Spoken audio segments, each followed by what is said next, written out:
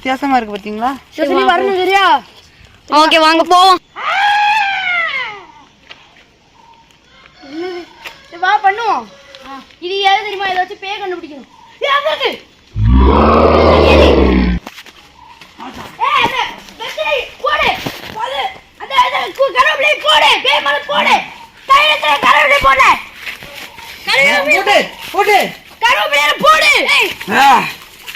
கருவேப்பிலை உள்ள போடுங்க.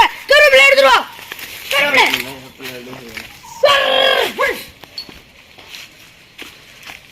100 வருஷமா இருந்த பேய நம்ம இத அதுக்குள்ள வைக்கலாம் வாங்க.